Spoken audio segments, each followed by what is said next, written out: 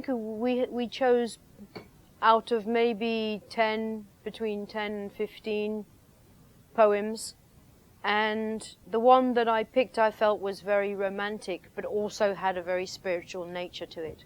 So it could be about, you know, a personal love, or even your relationship with God.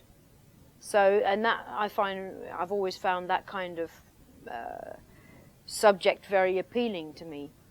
And I felt that we could do that the most justice in terms of expression and translation into Arabic. And so that's why we chose that one. Actually, I'd heard of his name, but I knew very little about him. In fact, I learned about him later on. And for me, I guess the most important thing was I heard a lot of rumors about him, that he's controversial, but that, like you said before, he has his own agenda. But then other people said that he promotes dialogue.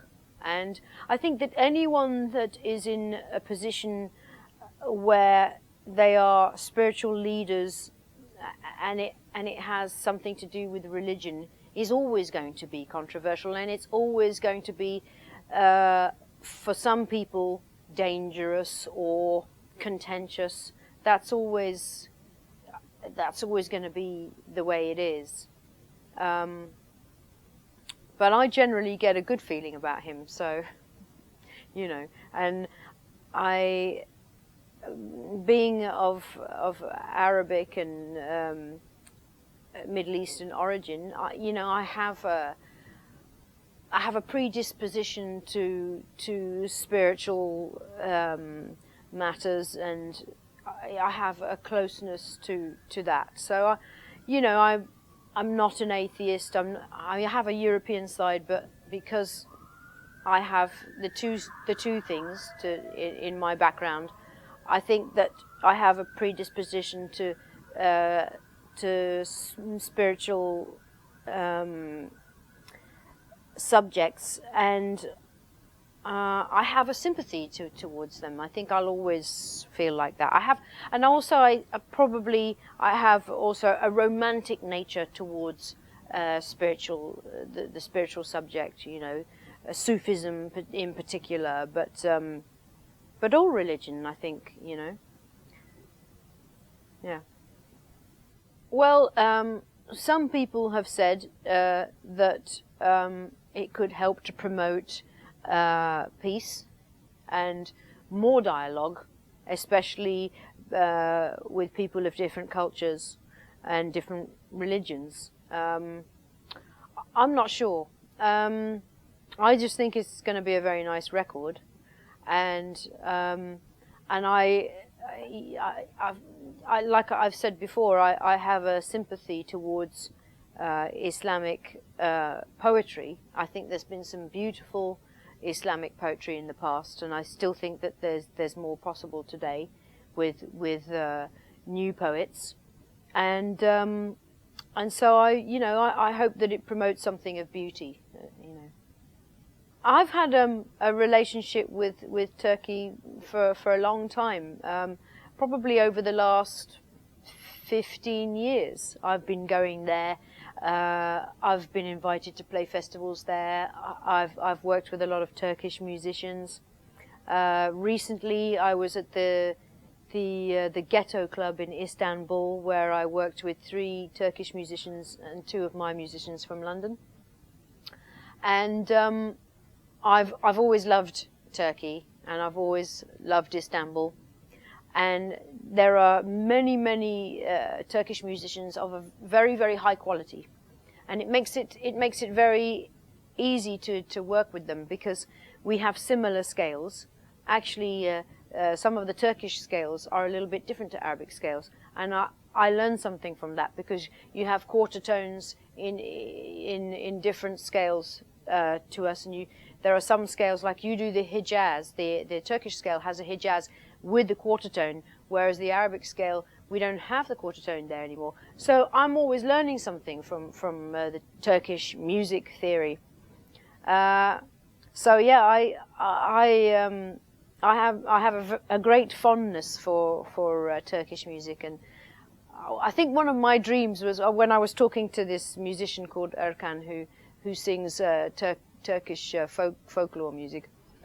One of my dreams was to go and study at the conservatoire for 3 months, you know, in Istanbul, inshallah one day if I get the time. But I think that I could learn a lot from their music theory, and when I go to play in Turkey, I always have a warm response from Turkish people.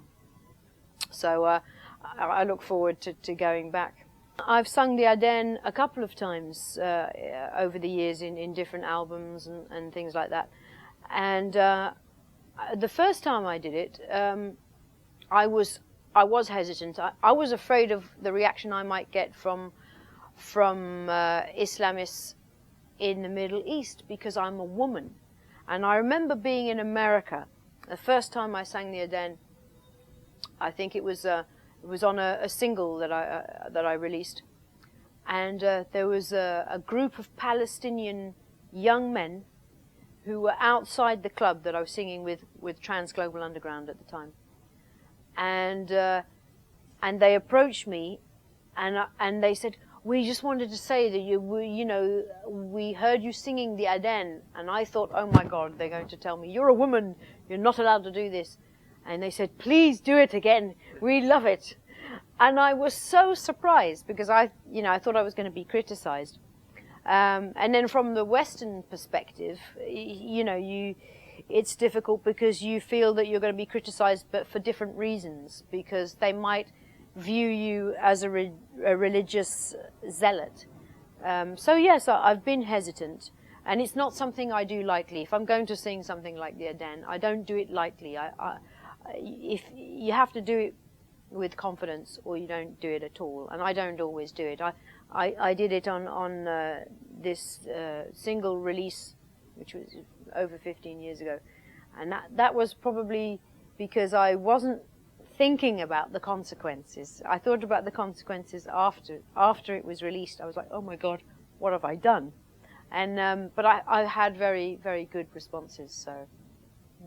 Now we see that it's something that's going to take much longer to resolve than we all initially thought. Like some people say, it's a process of elimination with the Arabic democracy, because in a sense, well, for the Egyptian people, they're kind of still learning what's possible and what's not possible, and I think that they're getting stronger and stronger. Like, I mean, Morsi, I think he was trying to do some things that were really, really not. He was trying to do some things recently that was not right, and the people of Egypt are reacting to that, I think, in a good way, in that they're still fighting for what they want. And I think that the youth, the Egyptian youth, are very confident. They won't back down. And I think they've managed to get a lot more people in the position of power, like judges, on the side of the people, Even some of the judges had said no to Morsi on some of the demands that he was trying to make. So, personally, I don't think Morsi is right for Egypt to be the president. I don't think he's right, and I think that a lot of the Egyptian youth don't think that he's right either. So, and I think it's going to take time for the Egyptians to really be in complete agreement with who should be leading the country. I just don't think it's Morsi. Tariq Ramadan called it an Arab awakening, and I think that awakenings always take time. So, it's not an overnight process. It's going to be difficult, but I I want to remain optimistic. But that's hard. But I think it's important to remain optimistic, especially if you're trying to support the Egyptian youth, who are really, really resilient and are trying hard to be as resilient to in the face of adversity. You know, so you have to remain optimistic for them, because you have to give them hope as well. So I mean, that's kind of, you know, what I try to do musically, I think. But I really love the video. It's just almost like a snapshot of the revolution, and it's like a memory of what happened. And when I see it now, I find it quite emotional. It's but you know, Sammy, who made that remix with me, he's also Anglo-Egyptian, and neither of us could be there during the time of the revolution. We were watching it from London, which is why we did that song. We did that song that week, and we posted it on YouTube. It was our support to the Egyptian people, you know, our way to show our support of what was happening in Egypt. I express myself best musically first, and then secondly, I think the Arabic language is one of the strongest to express emotion, and it's just an amazing language. The way it functions, the way it works, I don't think there's another language like it.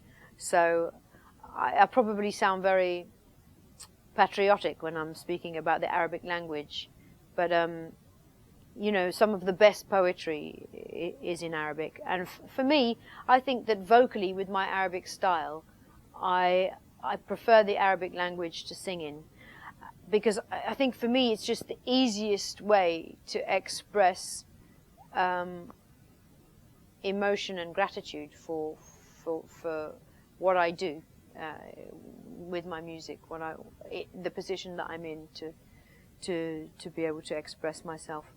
But I am still learning to express myself vocally, using my voice in other languages. I've never quite been able to express myself in the Arabic way in English. Not exactly in the same way. It's not as strong. But I'm still learning to do that, because I've been influenced by other singers who do use the English language, but in a very expressive way. There's a young English girl who sings Hindi, and she uses the Indian style, the Indian classical style, and she does it in English and she does it in Hindi. But when she does it in English, she still uses the expression of the Indian style.